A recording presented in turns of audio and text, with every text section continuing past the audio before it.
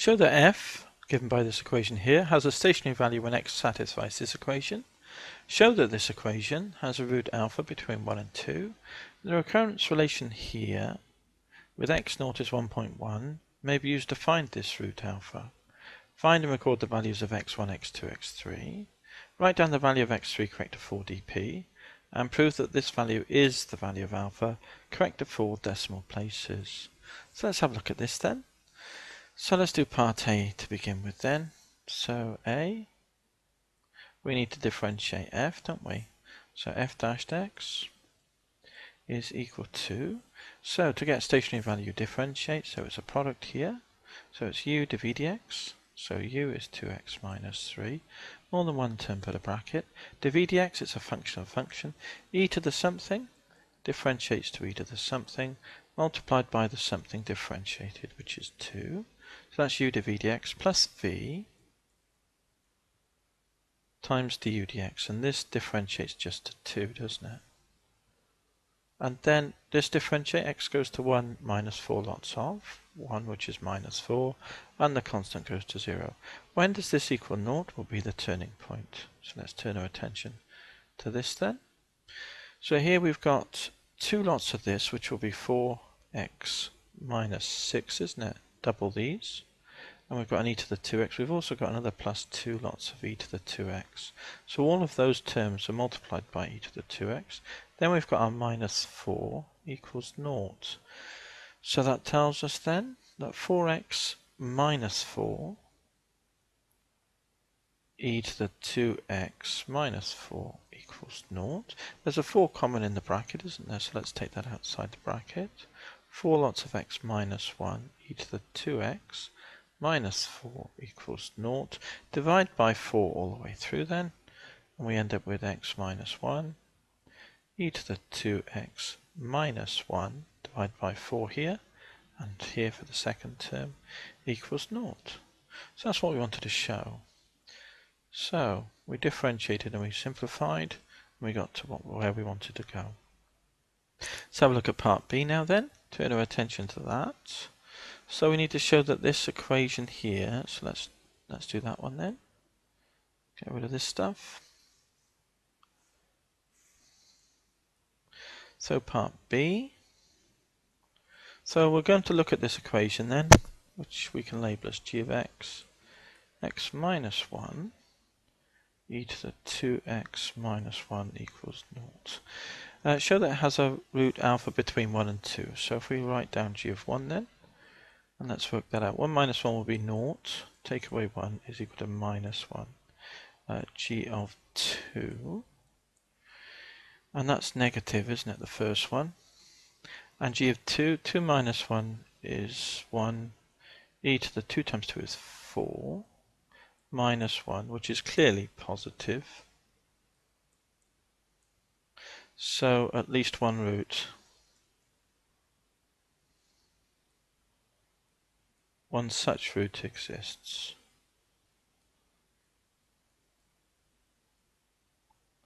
Okay, that's that done then. So we've done that. Now the recurrence relationship. So let's write down our recurrence relationship now. So x naught is equal to 1.1. So that tells us that x1 then is equal to, using the recurrence relationship here, 1 plus e to the minus 2 lots of x naught, isn't it, here? So that would be 2 lots of 1.1. Let's type it in the calculator then.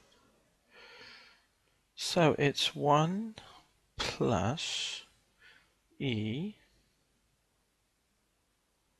to the minus 2 times 1.1. And that equals, I'm going to do it to 5 dp, 1.11080. 1.11080 x2 now will equal, and I'm just going to plug in this number into here in the calculator. So instead of 1.1, we need to put in 1.11080, and that should give us 1.1084. 1.1084. Let's get the next decimal place. 4, isn't it?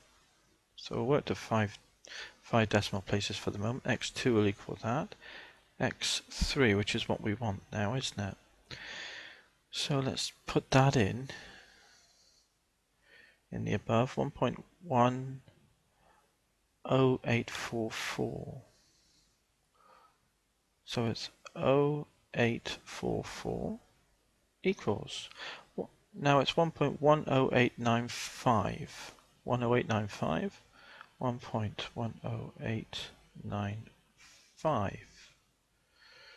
Let's have a look here. But if we round that to 4 dp, it's going to be 1089, isn't it? Because that's what we need to do. So we'll just leave it to 4 dp then, in this case. So that would be to x3 will equal that to 4 decimal places, because that's what we're working to.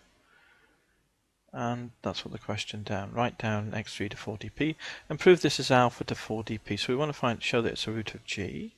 So let's have a look at this then. So the bounds for this to be a solution must be 1.10895 and 1.10885. So if we find g of these two values, let's have a look at them and see the significance of reason on the significance of that in a moment. So we've got x minus 1, so it'll be 1 point, let's do a bracket, 1.10895 there, minus 1, close bracket, times e to the 2 times x, which is 1.10895, and then down to ground level minus 1, so it's take away 1 equals. Now that's positive, it's 1.03 times 10 to the minus 3, which is positive. Okay, now we'll try this value here in the calculation. So let's go back to the beginning. There's two places we need to change. 0895 needs to change to 0885.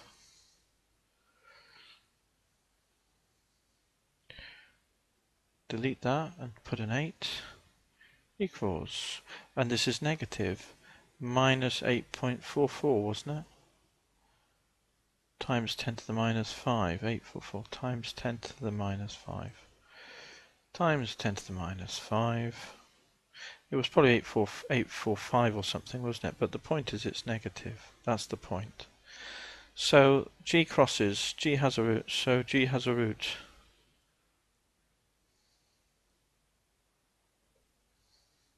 alpha between these values, and because it has a root between these values, as such, and as such, alpha is equal to, well, if it crosses between this value and this value, then to 4 dp, any value that crosses between these bounds must be 1.1089 to 4 decimal places, mustn't it? Because all these numbers to 4 dp in between these two bounds will be 1.1089.